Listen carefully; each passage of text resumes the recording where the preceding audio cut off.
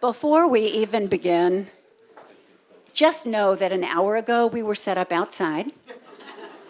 And huge thanks to Josh Wagner, Sherry Hips, and the Metro Parks team from the Centennial Art Center for moving us in here, even though I have to tell you the lighting was prettier outside with the little twinkle lights.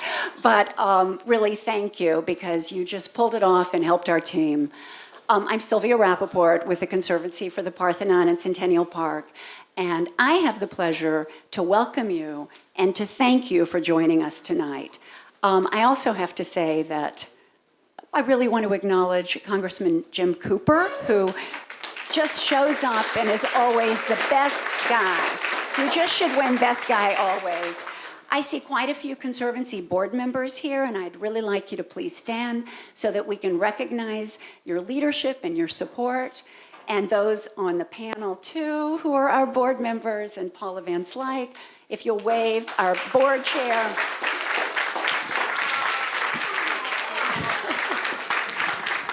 And some more walking in. I did tell them that the panel would start punctually at 5:50, but we're early because we're overachievers at the Conservancy. Tonight's program has really been designed to help us uncover some of the stories of the African American experience during the 1950s and the 1960s.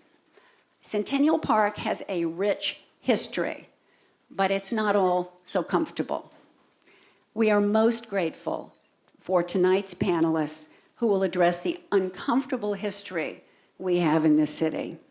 And to explain the location of tonight's program and to introduce our esteemed panel, I'd like to call the incoming Executive Director of the Conservancy on January 1st, John Tuminello.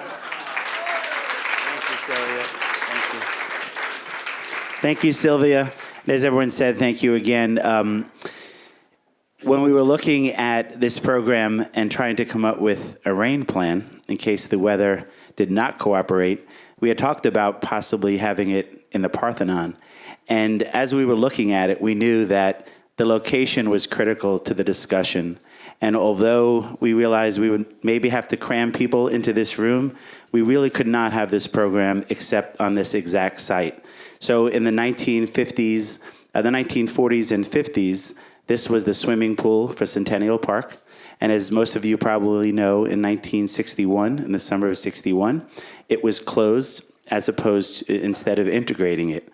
And so that is a big part of the story that is going to be discussed tonight. And in 1972, this location became the Centennial Art Center. So it's been a place for art since then, but we're going to talk a lot about the past and how it relates to the future.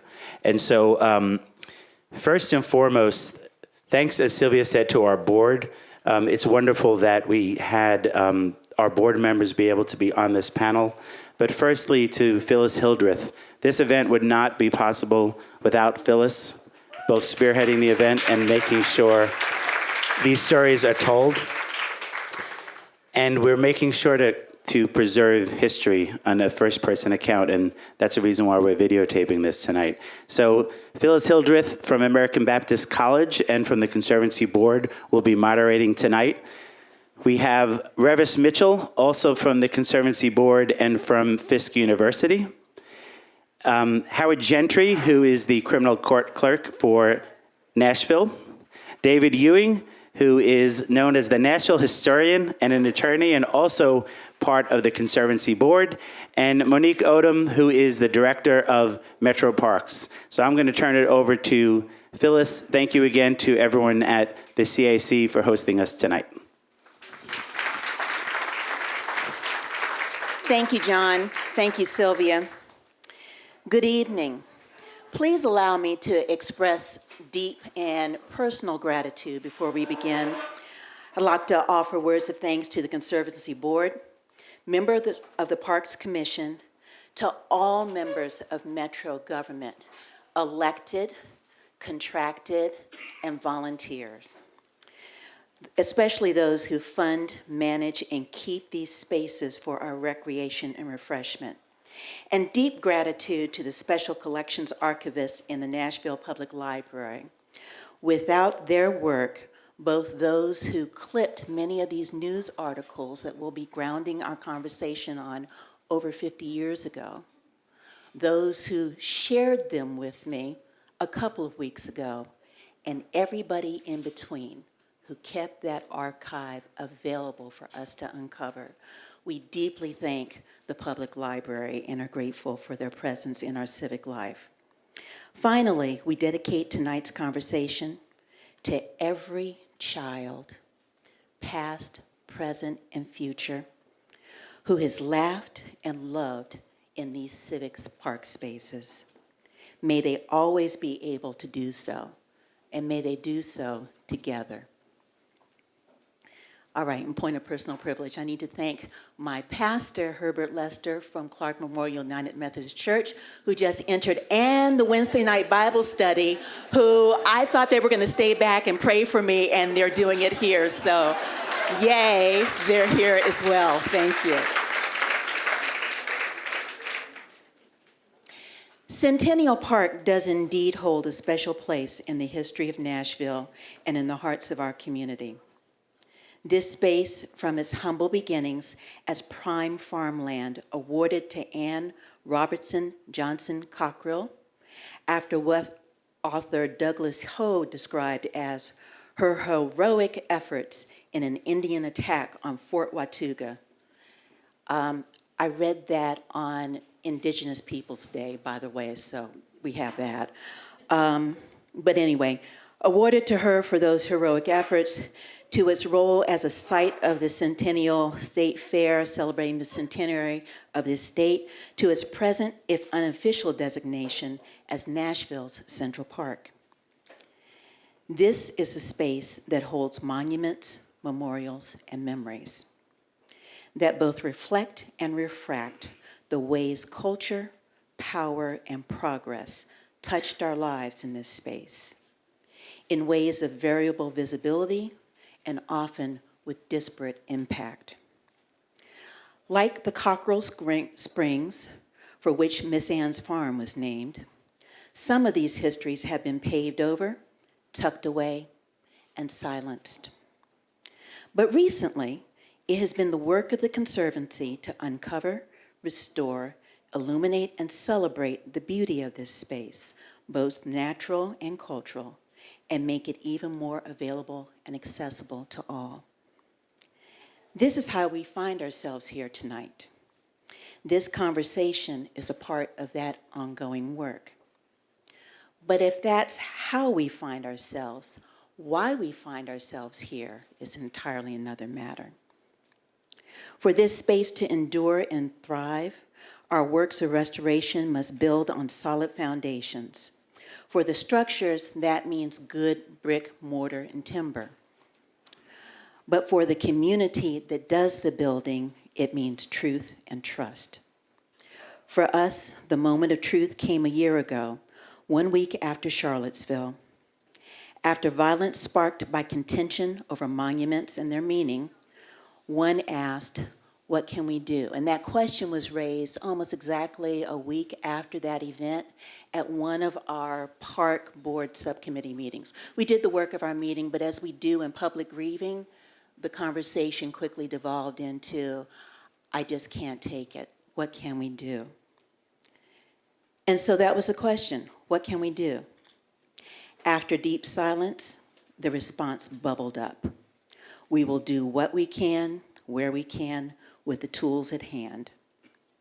Inspired by recent excavation and restoration of Cockrell Springs, we vowed to uncover and recover the living monuments of memory tucked in corners and buried in the soil of this park space.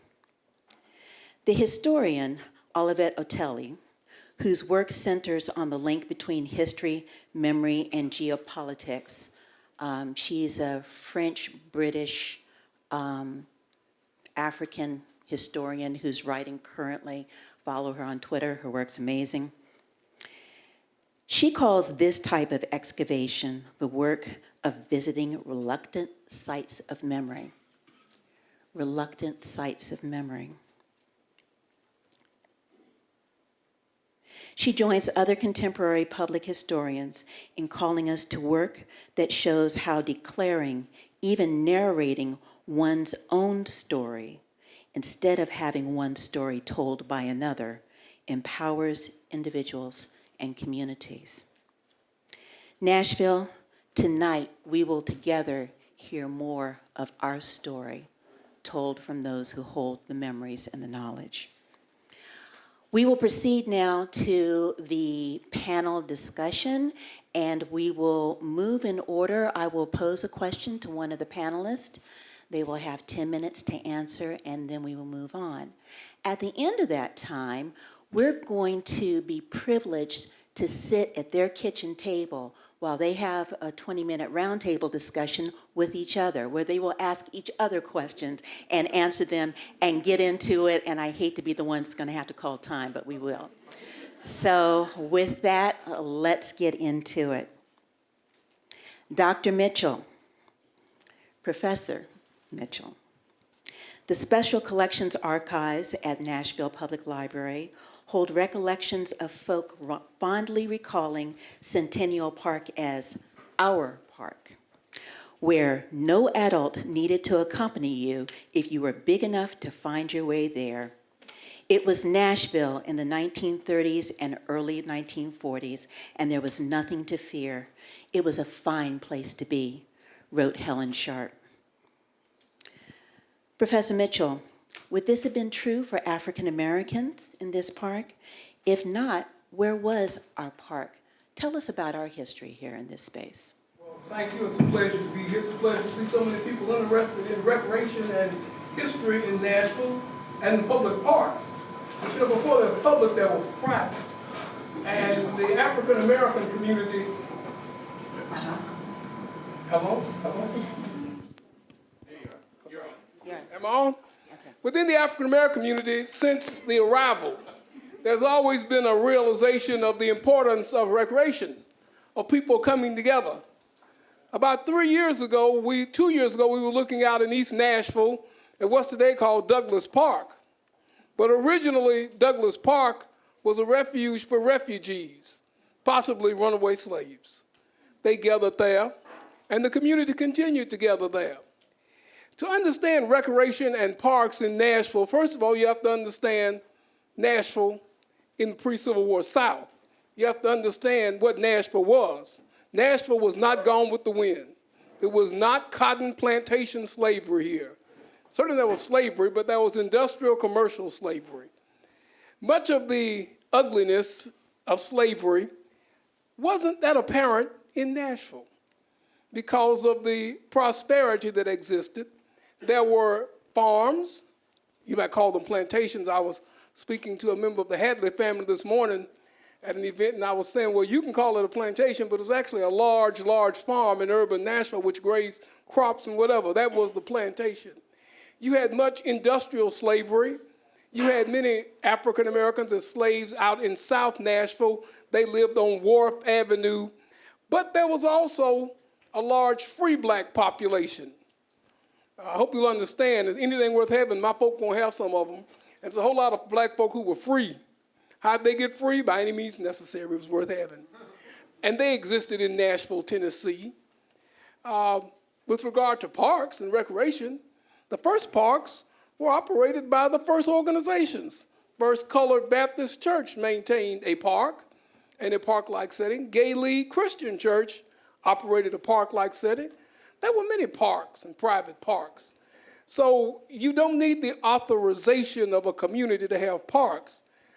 Believe me, my community did not suffer any lack of recreation and fun from parks and baseball games and whatever.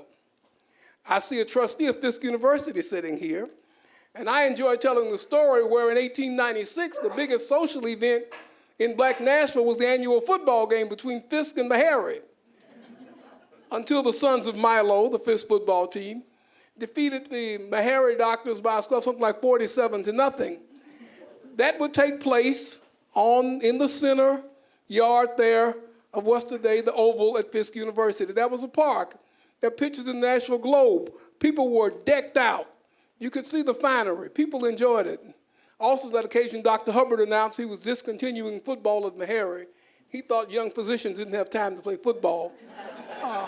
We like to believe it followed because of Rutgers and other medical schools followed, but that's just an example of what was here. There were parks. It was exciting. Nashville's a refuge. But then you have to look at the formulation of official parks. And I turn to the distinguished work of my good friend and my colleague, Dr. Bobby Lovett, and his book on the African-American history of Nashville, Tennessee. And the title will tell you a lot about who he's focusing on, who was there. It was called The Elites and Their Dilemmas. It didn't say the sad folks and their dilemmas. It didn't say the stories of the downtrodden. It talked about the elites and their dilemmas. And one of their dilemmas was functioning in the parks. But he points out, and I'll point out, an area called Black Bottom. Let me tell you about Black Bottom. Black Bottom existed down near the foot of the river. Black Bottom had gone from white to black, from poor upper class to working class, but Black Bottom emerged as a site. It was a site for Elder Preston Taylor and his great adventure. Preston Taylor organized not only Greenwood Cemetery, but Greenwood Park. It was an amusement park prior to the city's establishment and prior to the celebration of the centennial, which brought together Centennial Park. It had rides and horses. It had a baseball game field, and the Negro Leagues played there, and the games were exciting. There was no less excitement. There was excitement. People came. Now, what may have been unique is that no one was excluded. I like to tell people, if you look at African-American history, black people have never segregated. We've never excluded people out. We've always excluded people in. Come to our best events. Come to our church. Come to our park. Come to our party. And for many years, Greenwood Park offered a wonderful example. But Nashville was a progressive community. And city leaders and African-American leaders wanted a public park. And the first public park in the United States for African-Americans was Hadley Park. Hadley Park opened with no less a speaker than Frederick Douglass. Hadley Park was a part of the old Hadley family plantation that set out as black people moved from South Nashville to North Nashville. Hadley Park, to answer the question put to me, was my park. It was a good park. It was a comfortable park. It didn't limit anything. There was swimming. There was baseball. As a child, there was no greater place to have your birthday party than the big house. Now, the big house was the Hadley family plantation house. We didn't know what a plantation house was, but we knew what a park was. So don't believe that prior to those of us later who will say, a community must be inclusive. You can't exclude me. You can't have public events and exclude a part of the public population. So what happened? Many of us put ourselves out. As you will hear this evening, some of us put ourselves on the line to make Nashville be more representative, to be more democratic. We're so old, we remember when Nashville was the Athens of the South, inclusive of all citizens, making Nashville what it should be. So we moved from our park to all parks. I hope that answered the question. Thank you.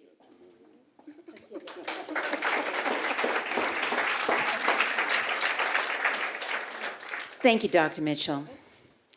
To the Honorable Mr. Howard Gentry, who was not always so honorable and fancy. He was a boy at a time. My question, and he asked me about this, but I want to ask him this. John Siegenthaler recalled the following. I played my first softball on the old diamond that was part of the playground at Centennial Park. Later, I played baseball on the big diamond east of 25th Avenue. I hit my first tennis ball on the asphalt court, now gone, near Poston Avenue. Sir, didn't you play baseball at Centennial Park as well? Tell us a little bit about your experience of the park and how that moves into your experience as a professional and as an esteemed public servant in this community. I did play baseball at Centennial Park, but I hit my first baseball at Hadley Park. I hit my first tennis ball, you forgot the tennis courts, at Hadley Park. I swam in my first swimming pool at Hadley Park. The times that John was talking about and his age, and I'm going to fix that honorable thing too, but it'll be later. It is true. But the times that he was talking about in his life, I lived on 20, well, it wasn't during that time in his life, but I was not able to come to Centennial Park at the age John was talking about. But I did live on 22nd Avenue and Charlotte. We moved into the neighborhood. We were the third African-American family, and I guess at that time we were a Negro family. We moved into the community. We were the third family, Reverend Simmons, the Smiths, and then us. And that community turned black in about 2 years. Everybody moved out. I couldn't come to Centennial Park. My parents told me to stay out of the park when I was little. And let me explain something to you, too. When we were little, like elementary school age, we could run all over the community. I mean, we didn't have to worry about the things we worry now. So when we talk about the pool being integrated and the baseball team being integrated, we're talking about 8, 9, 10-year-old kids.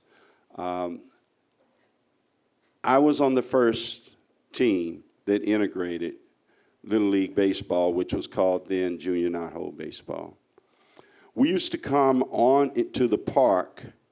Walter Overton, a good friend of mine, lived right on the corner of the park. And we used to come and visit Walter, and when nobody was looking, we would venture over into the park. And we would play in the grassy area, and then when we really thought nobody was looking, even though families lived across the street, we would go onto the baseball field, Little League baseball field, and play. And then when the teams would come, we would run off the field, run back up the street. And we did that a lot till one day, Coach Gino Marchetti, and many of you all knew Coach Marchetti and also know attorney Gino and Jeannie Marchetti. But Coach Marchetti asked us one day if we wanted to scrimmage his team because of the fact that they didn't have enough players, and Gino was pitching that day. And we reluctantly came out onto the field and scrimmaged them. They were one of the best teams in Junior Knothole, and we beat the heck out of them. We did. So we didn't tell anybody because we weren't supposed to be on the field. And one day, Mr. Marchetti pulled in front of my house and walked up the porch. I was scared to death because we used to keep our front door open. I thought he was getting ready to tell my parents we were on the field, and I thought that was really low down because he asked us to be on the field. But that day, Mr. Marchetti asked my parents if he would allow us to go out for the team. It was 5 of us that he asked. 2 of the parents said no because they were afraid. Walter Overton's mama said reluctantly yes because my dad said yes. And Daniel Bender's dad said yes. He was a pastor, but eventually he pulled Daniel off the team. And then Robbie Cobb. Robbie went to Father Ryan. And we integrated Little League Baseball in Nashville. I was 9 years old. And we had terrible experiences. We had wonderful experiences with the Marchettis, the Joneses, the Reaches, the Catholic group, that Father Ryan group. But as we played games around the city, it was terrible. We got to the playoffs, and they told us we could only play one black kid. It was 3 of us, and they could only play one at Edwin Warner Park. And reluctantly, Mr. Marchetti did it the first game. But the second game, one of his players got hurt, and I was not the one. It was Walter Overton. He was like an amazing athlete. And Mr. Marchetti decided that I would play that game. He had one of the other kids to exchange jeans with me. I had jeans, and the other kid had baseball pants. I had my jersey. And the parents, of course, got mad because he had to put a black kid's jeans on, no telling what he was going to catch. And the fact is that I played, and Mr. Marchetti told them to show in the rule book where it says that I can't have more than one black child on the field. And so that was a very important moment for me and Walter and Daniel and all of us in our lives, because we had never played in an integrated situation. And it was really important for me because we didn't march to get there. We were asked to come because Gino Marchetti Sr. felt that it was the right thing to do. And how that carries over to what I do today. In the criminal justice system, we have poor and people of color who don't feel welcome. Nobody has come to their house and said, look, come and get on my team. Come and be a part of us. And so they've been left in those depressed areas that they live, that we call public housing and low-rent housing, to just live in an existence and really not be approached as long as they don't bother anybody. And the parks gave us an opportunity to have that interaction eventually, but the fact is that today our park budgets get cut. We have to close our centers early. It's not Monique's fault. We have to shut down pools and other places where these kids are being treated just like they were when I was growing up. So it makes it hard. It creates I don't want to say it creates criminals, but it takes away opportunities for young people to have options that are positive more so than negative, because they're not able to always get it at home. So I don't know how much more time I have, but 4 minutes, okay, because I can go. And I was hoping that my mother would get here, and she will get here eventually. She's 94 years old. And my mom was really the force behind what occurred. I was not asked about the swimming pool, but that's why we're here. In 1961, get the age again, I'm 9 years old. I'm 9 years old. Now, the not so honorable thing that she was talking about is the pool really got integrated before the day that it officially got integrated. Because I'm one of the kids that climbed the fence and jumped in the pool at night when nobody was looking. And I called my buddy Walter Overton, and I said, Walter, weren't you with me? He said, no. I said, but it did happen, Walter. He said, I know it happened because it was the talk of the community. Because us little kids, Stanley Rose, Howard Gentry, and it wasn't Carlton Crestfield because Carlton was scared, and a few others, we jumped over the fence and we swam in the pool. Now, in 1961, my mother actually brought us to the pool the first day it opened for us. She sat outside the fence to make sure nothing happened to us, and we did go through the fence, paid our money, and got in the pool, and we did swim. And one thing happened to me that struck me as a child, and it was traumatic for me until my mom was able to explain it. A little white girl looked me right in the face, not joking, not playing, and said, hey, can I see your tail? Now, you have to understand, at 9 years old, I heard people say that we came from apes and things like that, and I didn't really believe it. But when she asked me, she was not joking with me. And it traumatized me. And when I got home, I asked my mom with tears in my eyes, and I think that means shut up. But I asked my mom, do I have a tail? Did I have a tail? And my mom had to explain to me that was ignorance, and the young child just didn't know, because she probably felt I did too. But I will say, after that swim in the pool, after that traumatic experience, Centennial Park ended up with a beautiful parking lot. And the word got all over North Nashville. Have you heard what Carol Gentry's little brother did? Everywhere in North Nashville. Ain't that right, Erskine? Yes, Erskine.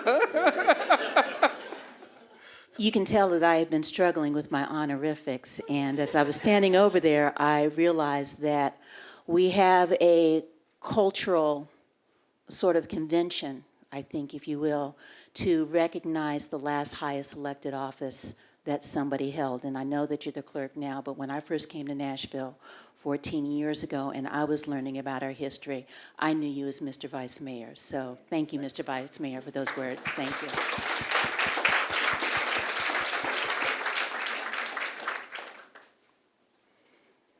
Mr. Ewing, historian Ewing, attorney Ewing. Later in that same essay, with John Siegenthaler we were talking about, Mr. Siegenthaler said this: I learned to swim in the public swimming pool at Centennial.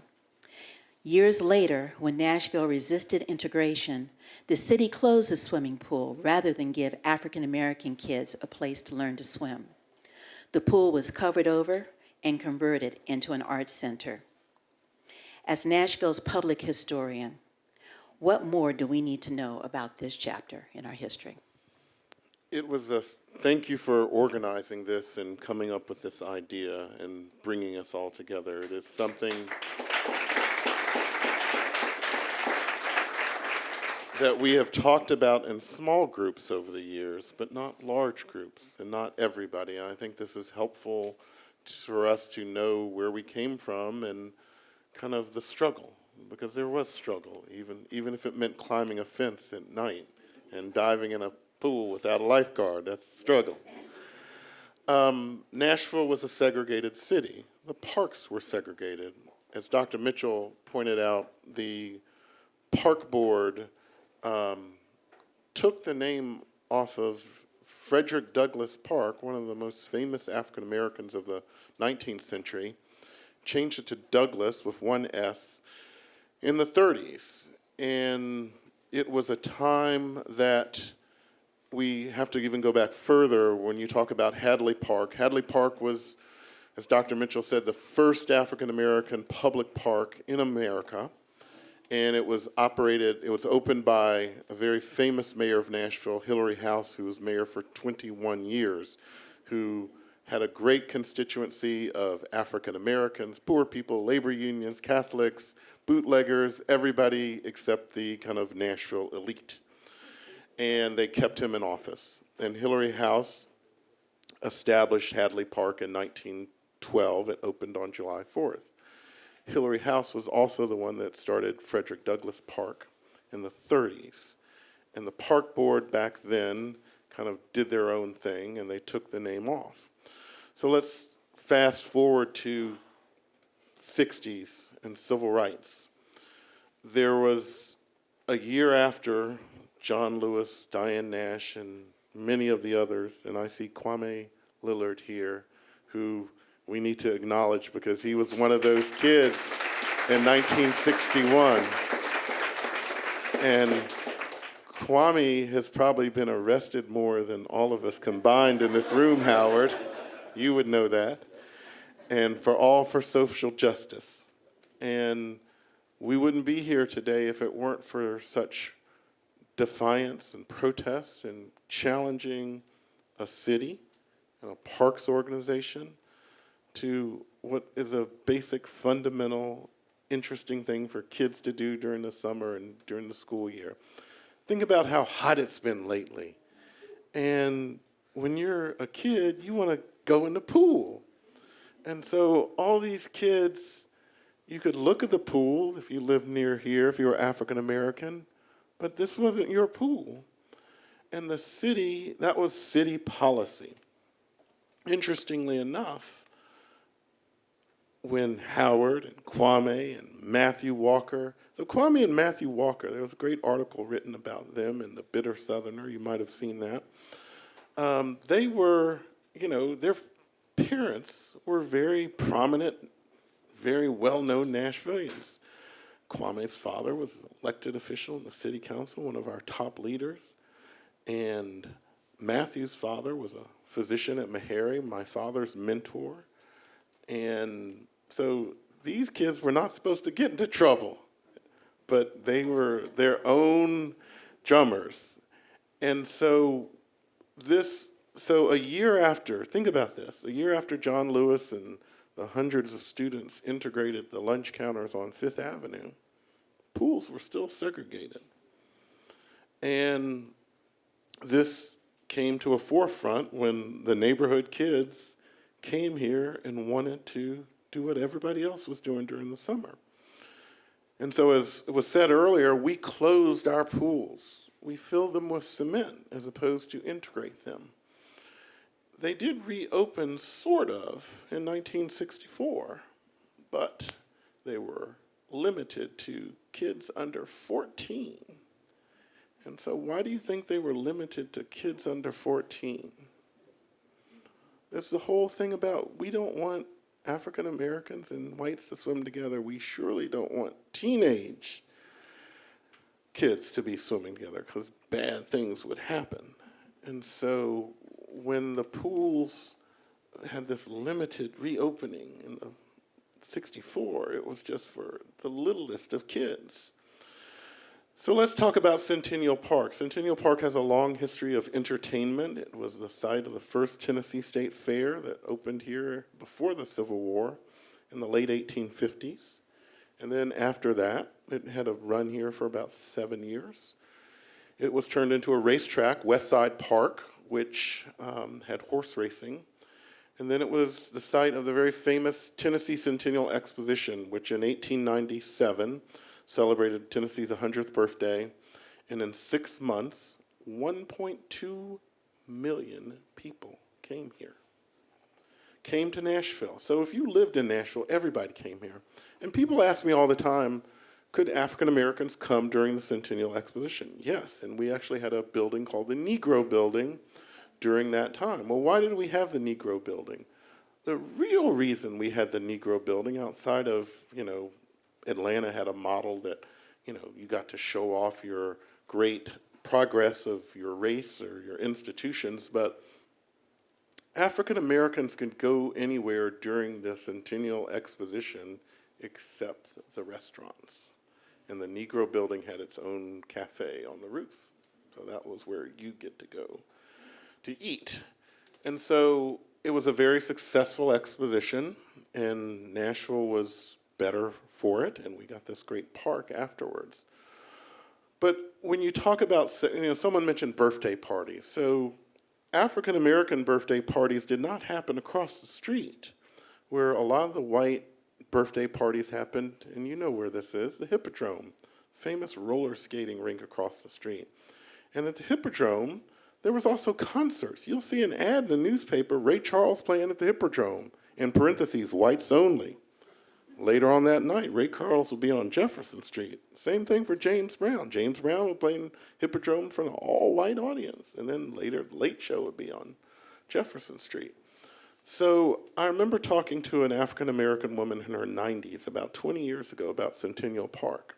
And she said during the 30s, African-Americans were allowed to come here but 1 day a week. And you could come, you had 1 day a week that you could come to the park. You better enjoy it. And if you had someone in town that wasn't that 1 day a week, you're just out of luck. And then the other thing, one of the most iconic parts of memories of Centennial Park was Fred Harvey's Christmas nativity scene display. And during that same era, in the 40s, this same African-American woman told me that on the non-African-American days, they would let you ride your car around Centennial Park and look at the display, but don't get out. Don't get out. So Centennial Park has been segregated a long time, even before the pool issue came up. And we physically, right now, this is where the swimming pool was. We filled it up. and then we later made it an arts center. And Nashville has many stories. And it's interesting. The two most famous kind of integration stories are, of course, the lunch counter sit-ins that happened in 1960, and then the school desegregation stories in 1957, 3 years after Brown versus Board of Education. Supreme Court's been in the news a lot lately, and after Brown versus Board of Education, 3 years later, our schools were 100% white and 100% black. It's like we didn't get the newspaper, or we didn't get the report that the Supreme Court had ruled. So lawyers like Z. Alexander Luby had to go back to federal court, and that's where we got, the original Nashville plan was to integrate the schools one grade at a time. So kindergarten 1 year, first grade the next year, and it would take 13 years to finally integrate. And then they went back to court and said, that's not good enough. And through threats and intimidations, that's why Hattie Cotton School got bombed in 1957, because some brave children, about 17 students, had enrolled in previously all-white schools. And there was one school, the Fear School over in East Nashville, that people had enrolled in, and there's this picture of a white teacher and two African-American girls in the classroom and nobody else, because all the other whites boycotted it because they didn't want to go to schools with them. I have one more thing to say. About swimming pools. So what happened? So I grew up in Bordeaux. Our Bordeaux Y, when it opened, Howard remembers this too, of course, we didn't have an indoor swimming pool like the other Ys. We just had an outdoor swimming pool. It wasn't like the others. So after all these city swimming pools closed, we had these faux country club swimming pools, these tennis and swimming kind of places. They're still around, Seven Hills, Sequoia, Whitworth, and those were for the kids that their parents couldn't afford a normal country club, but they just wanted a place to swim. And those places also excluded African Americans during that time. So we still have a legacy of when you see it's like, why is this little swimming pool in this residential neighborhood with some tennis courts? That's why.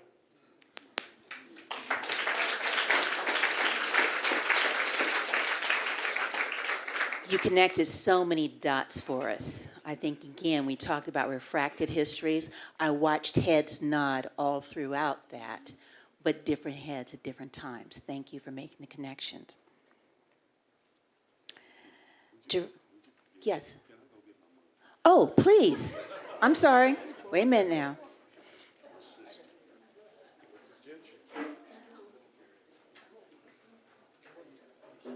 I feel like we should all rise and play Hail to the Queen. Get your curtsy on. She wouldn't mind. I know. I understand that because I'm gonna be just like her when I grow up. We have chairs. We have. Okay. I think we have the seating taken care of. So I will go ahead and, being respectful of our time, I will start asking the question, but we will pause and acknowledge Ms. Gentry when she enters. Director Odom, on March 2nd, 1963, the Nashville Banner reported that Mayor-elect Beverly Briley had no present intention of initiating any recommendations to the new park board concerning its policies in regard to swimming pools. In other words, he wasn't going to reopen them. Calling it a difficult problem, he did allow that the pools should be reopened for the limited purpose of teaching children to swim, because many of the deaths from drowning resulting from the inability to swim. Mayor-elect Briley also went on to announce a new Parks Board structure under the new Metro Charter system, and said he would appoint a Negro member as one of the 5, which he will name. 55 years later, now you hold the position of Director of the Parks Board for Nashville Metro Government. A hand.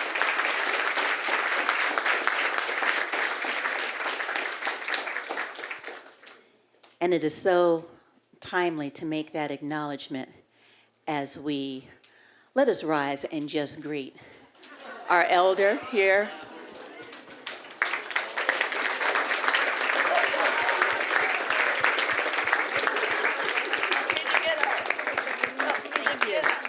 Thank you so much. In my community, the young don't speak until they have permission from the elders. So, Ms. Gentry, with your permission, we will continue on, but so glad you're here. Thank you. You're welcome. So, 55 years later, here sit you, director of that board. How do you reflect on the history of this space and the spaces that have been brought to light in this history? What work remains? What future are you leading us towards? Well, first of all, I would like to acknowledge the Conservancy and you, Dr. Hildreth, for initiating this conversation. As you said in your opening remarks, it's uncomfortable.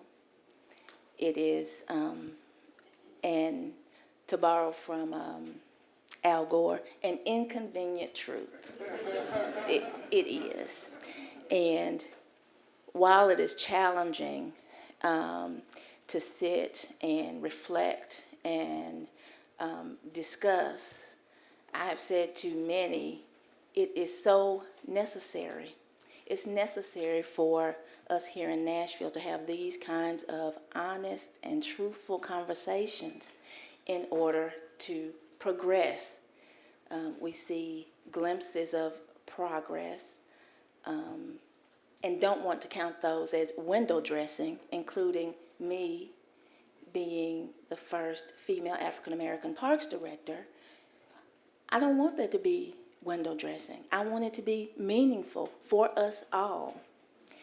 And so as I reflect on what all the esteemed panelists have said before me and reflect on conversations that I have had with my family members who are native Nashvillians, being in this space and knowing that the pool was cemented or covered, it's sad. It's just sad. It's sad. Hearing that that Howard met with a young girl who, quite honestly and innocently, she was innocent. That's right, innocent. Asked him about his tail. And I'll get to the response in just a few minutes, but having acknowledged that, I feel hopeful. I feel hopeful, and that is one reason I wanted my 13-year-old son to be in this room to hear this, that things and amenities and freedoms that he enjoys today were made possible by people that endured hardships for him, and they didn't know they were doing it for him, for me, for all of us. So I'm grateful for that. As I reflect on being here, and one of the things, Dr. Hilliard, that you also mentioned in your remarks, which that I think about every single day, and I've said to some folks on our staff, my goal is to make sure that everyone in this community feels welcome in every park facility, and I will admit that I am very sensitive, having been a native Nashvillian, and then hearing some of these stories and having learned of hearing memories from my friends and loved ones about the segregation in the city. I am committed to making sure that people feel welcome. And it's not just about equity and access. I mean, you can have access to a place and step in the door, and you all have been somewhere, and yeah, you can go in, but you just don't feel welcome. You don't feel welcome. We are not going to be that. And I know that Nashville has, again, in some ways, an uncomfortable history. And we are going to we want to work past that, work through that, and make us a better city. So that one day, everybody will feel welcome in every area. Now, I'll mention that there are still parks in our system and park facilities where people do not feel welcome. And that breaks my heart. That breaks my heart. I get calls and emails quite a bit about Hadley Park and Centennial Park. And so I know when I say to some of my staff, okay, we need to make sure the grass is cut at Hadley, put it on the same schedule as Centennial. That's why. That's why. Because as Dr. Mitchell mentioned, Hadley Park was the first African-American park. A lot of people have pride in Hadley Park. And so when I get an email, why doesn't Hadley Park look like Centennial Park? Why is all the money going to Centennial Park? And there are dynamics behind that. There are, budget, which you said I'm not to blame for. Thank you. Thank you. Let's just get that on the record. But there are financial constraints, of course, that have to do with operating public facilities. But our time that we devote into beautifying these locations and offering programs and services and making sure that all areas of our community have parks that they can be proud of. There is still a perception, real or perceived, that some parks are better than others. And I don't know if we can ever combat that or move past it, but it's my goal as Parks Director to work to do that. We have to. We have to. And it is my goal to make sure, again, I go back to mentioning that everybody feel welcome. I am charged with making sure that our parks are open to all people. And so whenever I feel a hint of exclusivity, my little antennas kind of rise a little bit, and I just say I am very, very, very sensitive to that, because I want to make sure that, again, as my esteemed panelists, one, my former professor, friend, so aptly put, just want to make sure that everybody knows that this public park system is a public park system, and it's for all of us to enjoy. So.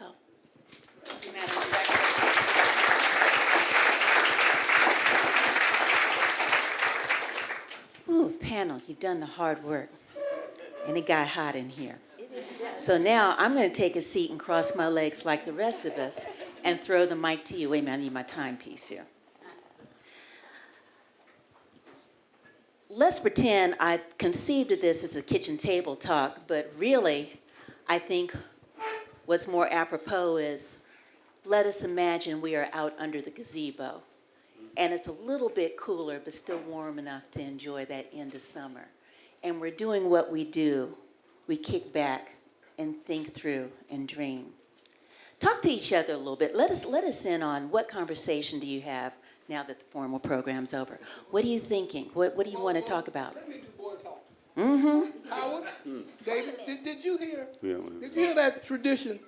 I mean, no one's surprised. It's always fell upon the African-American woman to make sure the people were included and felt good and came to things. Howard, that's what your mind. That's what we're about. So now, Monique, you parting out your cultural responsibility. You're doing that.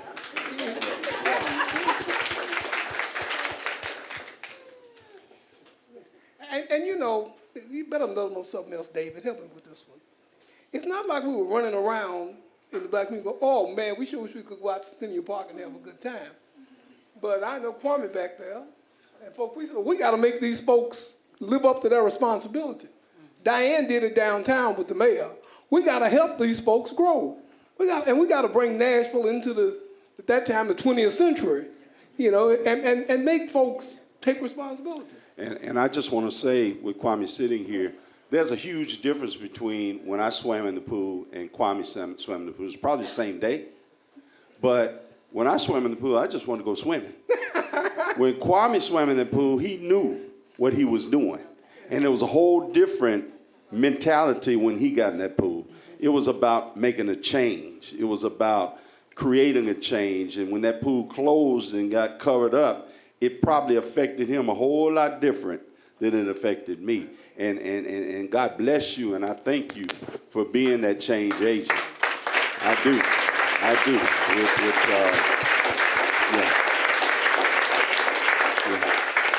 So I'm the little kid.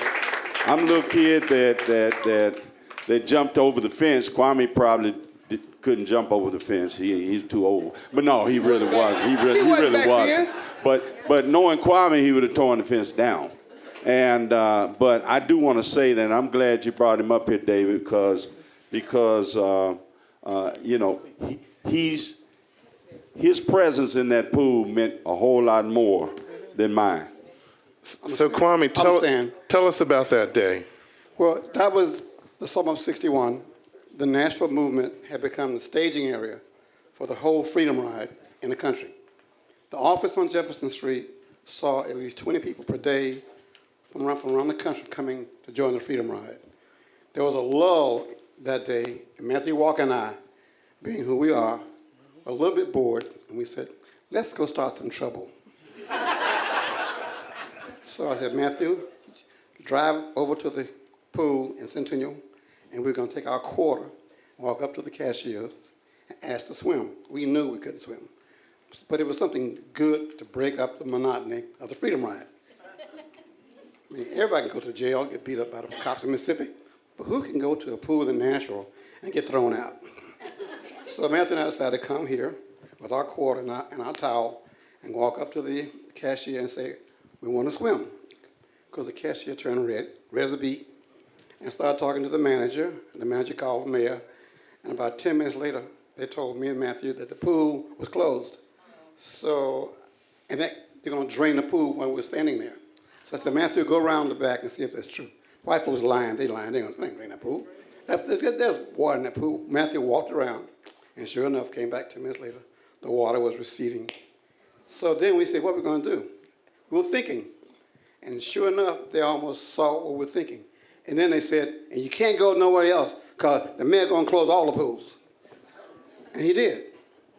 But then we were asked by the Tennessean, what was your reaction? Our reaction was, any white parent whose son or daughter dies by drowning, and this is horrible, should take their body and put it on the steps of the mayor's courthouse because he killed that child, or Nashville killed that child, because they wouldn't let us swim together.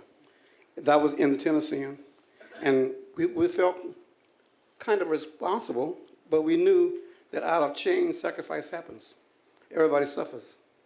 When you have a city that was on the course that it was on, somebody, as John Lewis said, if not then, when? If not us, who? And that's what we did. Matthew, two kids from Nashville decided to make Nashville think about what it was doing. And it's sad that it took all 2 years to reopen the pool. We left, Nashville, all of us left, all the activists left, had no idea the pool was there closed that long. And it was important to understand that the movement in Nashville was so powerful that we could do that almost anywhere in the country. We had seen our success. We had seen the beloved community start, and we weren't going to back up and compromise and do things to put us back. Oftentimes, the Briley would create a board of advisors, and the preachers and the black leaders would say to us, well, just take a crumb first. Start small. And we would say, no, we're not starting small. We have hopes of a different country. We're not going to accept anything less than that. And so that's what we did. The movement in Nashville became the model for the city. If you go down to the library, upstairs in the main library, you'll see a quote by King that says, he came to Nashville not to give inspiration, but to gain inspiration from our movement. And we still have a lot to do. But thanks, we got Monique here. We got all these folks up here.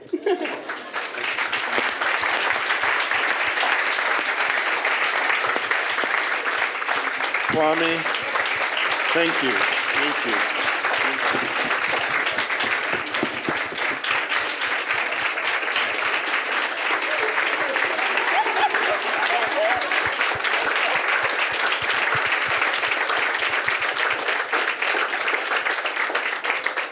We all learn in school to go to your primary sources. And so when our primary sources grace us with their presence and that they've changed history, I am so glad that you came up here and told us your personal story and how you changed Nashville and how you're still fighting to change Nashville all the time, but that's what this is about. So thank you. You get folks fired up like this, feel like you ought to have a march or something, you know. But let me tell you the other side about 66. When they opened the pool and closed it again, well, out in Craighead's barbershop where I was getting my hair cut, we had a good laugh. We said, well, Headley Park's still open, but the white people ain't got nowhere to swim now.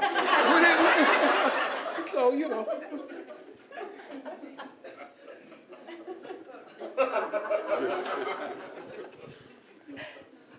So we're still doing this. I have a question. I've given all my mics away. I don't know where. One of the quotes from the lady who was talking about this was a fine place to be in the 30s and the 40s, said you could go anywhere if you could get there. I'm thinking about access. Like, who can get to the Warner Parks from down here? And talk to us. What does it mean to truly have access, to be able to roam around and avail oneself of all the jewels? What about that? Mm-hmm. Equity and access. Well, welcome. In terms of, you mentioned the Warner Parks in particular because they are so far west. There is not a bus line that travels that far, so public transportation could not get them there.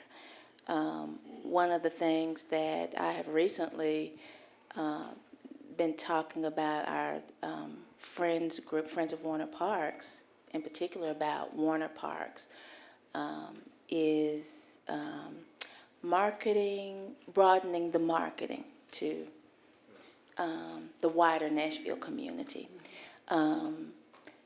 Because for whatever reason, like I said, there are parks in our system that people either do not know about or are afraid to visit or don't feel like they would be welcome.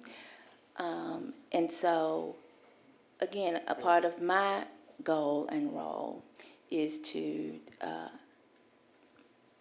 progress forward and make sure everybody knows that they are welcome. And fortunately, that Friends group is very supportive in that effort. I think in terms of bringing up that issue, I feel I'm glad that they were receptive to my comments about in that discussion. Yeah. About 15 years ago, Martha Cooper and I joined the board of the Friends of Warner Park.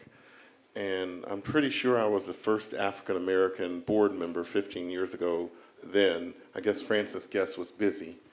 But the interesting thing about that park was it's 568 acres. It was given to the city of Nashville by Luke Lee, and named it after his father-in-law and his father-in-law's brother, Edwin and Percy Warner. But the interesting thing about that today is this is the largest gift in today's dollars that the city of Nashville has ever gotten.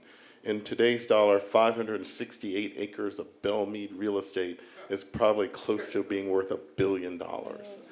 And, you know, it's a jewel of a park. But, it has this friends group that has raised tens of millions of dollars to even improve it. And that's one of the things that don't get talked about, that, Two Rivers now has a friends group. Of course, we talked about the Conservancy here.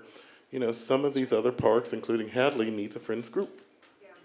Yeah, and I think, I'm glad you said that, in acknowledging our friends group, which are wonderful supporters of the park system, and much of what we do, we would not be able to do without our friends group. Having said that, there will be parks in this park system that do not have friends groups, and we have to be cognizant of that. There are parks in areas of town where people are focused on going to work, getting home, and feeding their children. And we are, it's our job. It is our responsibility to make sure those parks are as well loved as all the others. As we bring this to a close, Mike. Let me say a word about the Conservancy. This is a commercial. About 25 years ago, I was invited to join the Parthenon board.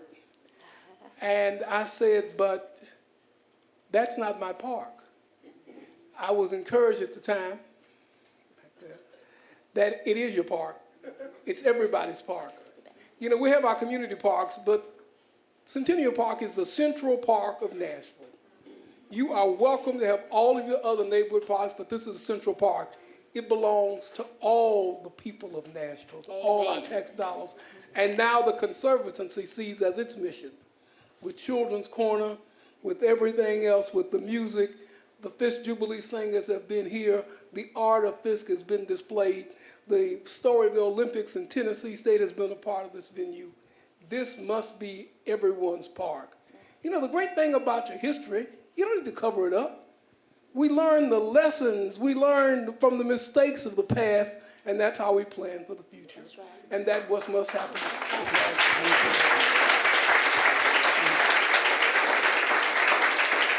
I can't let Reavis get the final word here. But I just want this panel to think about, and you all to think about, something that I'm going to put out here. It doesn't need to be discussed between us. Just think about it. I'm going to tell you about the 60s, a few situations that occur, and I want you to think about 2018 and see if you can think of these situations. When we were allowed to come into Centennial Park, it was okay for us to play on this side of 25th, but we couldn't come over to the Parthenon side. I also was in the first Boy Scout troop to integrate Camp Boxwell. We could go to Camp Parnell, but we couldn't go to Camp Stallman. I was also a part of a group of kids that got put out of Edwin Warner Park. We could go to Percy Warner Park eventually, but we couldn't go to Edwin Warner Park. And this was a different correlation, but it's about swimming. When we did swim in Old Hickory Lake at Camp Boxwell, we could not get in the big, huge lake at the same time. The white kids could get in the lake because they didn't want anything to come off of us and get on anyone else. These things happen. We ate in the cafeteria at different times. These things really happen. And you say, oh, that's terrible, what happened in the 60s. But just everybody in this room can think of a situation that goes on today, a mindset that goes on today that can act in comparison to what happened in the 60s. So in reality, we as a society have come a long way, but in reality, we still have that separatism mentality that will allow people to have a piece, but not necessarily the whole. And we have got to break that up, and we have got to do better.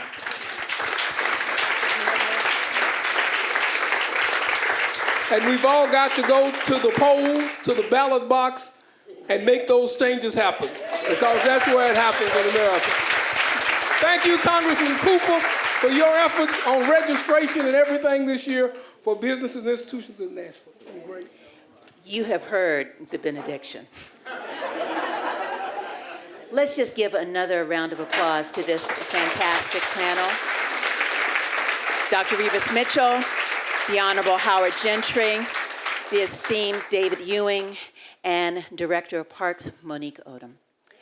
This point, before our final remarks from our board president, we're going to have a brief, apropos of this space, art moment with our own poet in residence, Stephanie Pruitt. Have her bio right here, clicked away from it. There we go. Stephanie Pruitt is a native Nashvilleian whose mother took her to our city's libraries and parks almost every single week growing up. Now, as a poet and social practice artist, she works with public spaces to infuse art and creativity in the way we live, learn, and work. Stephanie is also a TED Talk speaker on a mission to end starving artist syndrome. We plan to begin the formal portion of the I'm sorry, those are my notes. Yeah. I'm new at this, y'all. Stephanie Pruitt, thank you. I'll use the microphone in a moment, but we're going to do something just slightly interactive. While our wonderful panel was speaking, I was actually taking notes and jotting down words and phrases. And it was so kind, the gentleman I was sitting next to asked me who I wrote for, and I thought he might have thought I was a journalist, so I just said, oh, myself, I'm a poet. He said, oh, well, you write for everyone. And I really appreciate that, because hopefully this really ties it in. So before I read, I need some help from you all. I am going to be writing quickly as you share with me. I'm going to ask you first just to do a word association. When you hear the word Nashville, what comes to mind? And I can write quickly, so just start speaking out words. I won't be looking at you, but I hear you. All right. Yes, ma'am. Education. Family. Yes. Happy to the South. Tennessee State. All right. Energy. Yes. Community. Important. Historically important. Yes. University. Really bad. Okay. Yeah. Very medical college. I hear you. Protest. Yes. Yes. TSU. Yes. Segregated. Freedom Ride. Okay. Woolworths. Yes. Yes. Yes. Bangladesh. And quality. Rapid growth. Left out. Gentrification. Yes.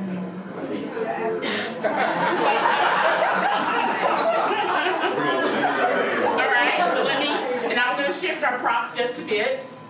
I want you to complete the phrase, in these waters, I am.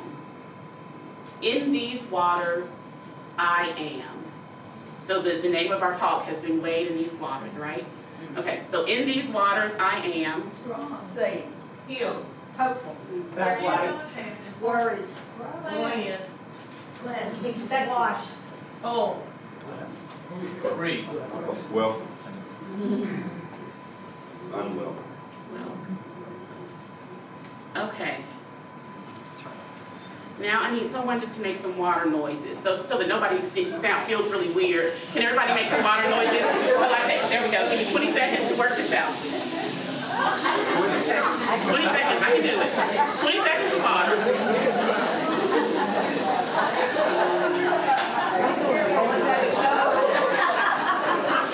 Okay, all right, very good. All right, now when I raise my hand, I need you all to just say, wade in these waters, okay? Wade in these waters. In these waters, I am afraid. I'm reminded of my parents saying yes, my parents saying no. In these waters, I am reluctant, healed, worried, cleansed, washed, welcomed, unwelcomed. Wade in these waters. I know Nashville as a place where everyone is a refugee, an immigrant. I know Nashville as a place where we played junior 9-hole, where they said, you cannot come here. I know Nashville as the place where we got something started, where Dr. King came for inspiration. I know Nashville as hot chicken, Fisk, energy, Tennessee State, home.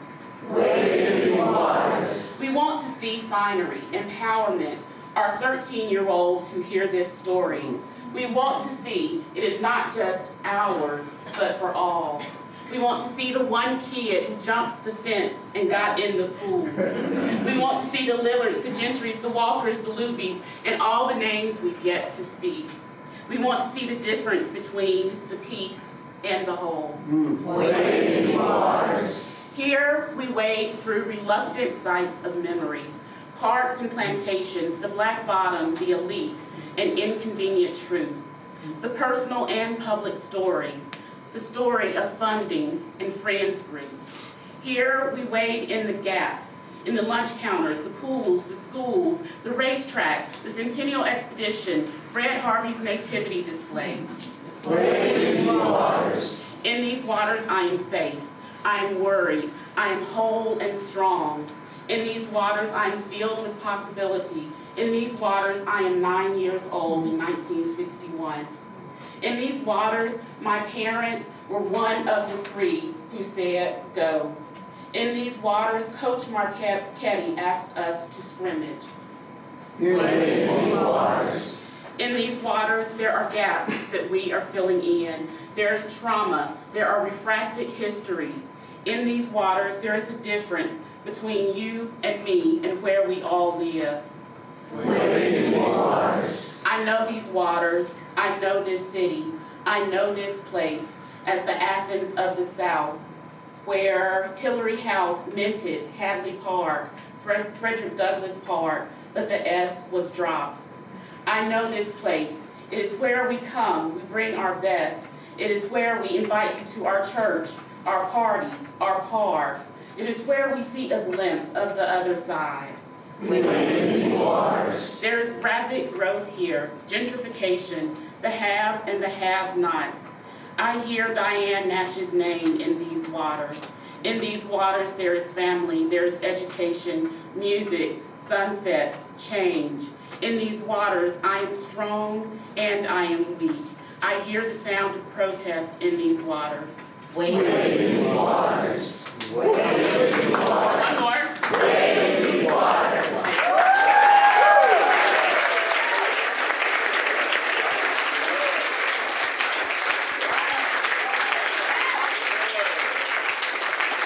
Wow.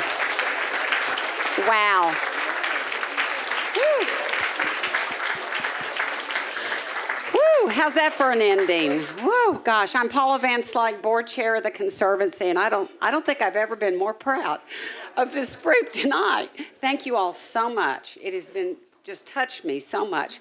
Thank all of you for coming for this important discussion. We needed to have it. I'm so proud that we had it. Thank you to Metro Parks, and we have a reception. If you want to continue this discussion, which I know I do with these wonderful panelists, they're going to stay for a bit. So please join us. We have a reception is outside.